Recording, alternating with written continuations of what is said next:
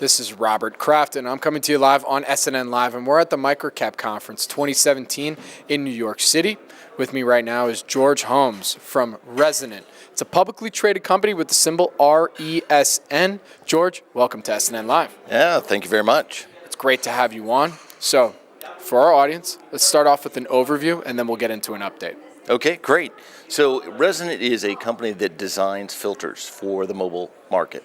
We've been in business since 2014, and our business is such that we are actually a company that actually designs, delivers filter technology to the major filter manufacturers. So, last time we had someone from the company was in December 2016. Let's get an update as to some of the highlights from the company. Yeah, great. So 2016 was really a coming out year for the company. If you look at how we started 2016, we had no customers, no revenue, and really no prospects at that point in time. We had a great year in 2016. We ended the year with 6 customers. We had over 25 contracts under our belt. We had 2 successful capital raises, and we actually acquired a company that basically delivered us additional technology into our core technology platform. In early 2017, we really launched the year with an early announcement from one of our early customers where they delivered 1 million units into the marketplace. They did that by delivering 3 different filters into the marketplace to 4 different customers. It's a great deal for us to start the year with, and it's one of the most significant things, I think, for the company at the beginning of the year. Since that point in time, we've had a couple of other additional events that have really helped us get to where we are today. We've had 2 additional capital raises, just completed one earlier this week, and then we had a great event that happened, about 2 months ago, where we had a third-party teardown company do a teardown and identify our technology in a Tier 1 phone. So, with everything that you've accomplished thus far in 2017, is it in line with some of the milestones that you set forth for the year? Well, the great thing is we've had 6 consecutive quarters of solid execution, and for us, as a microcap company with no revenue, pre-revenue company, that's really the thing that we can count on, is the fact that we do what we say we're going to do and do it on time. So, George, for those who don't know as well, tell us a little bit about the company's technology. How do these filters work in some of these phones?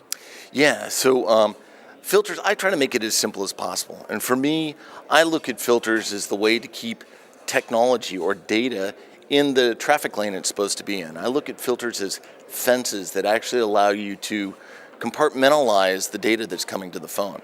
If we look back to 2007 and the early iPhones, they had 6 to 8 filters in those phones. We weren't placing a lot of data, not a lot of videos, you didn't have these devices. It's really your computer that you're walking around with.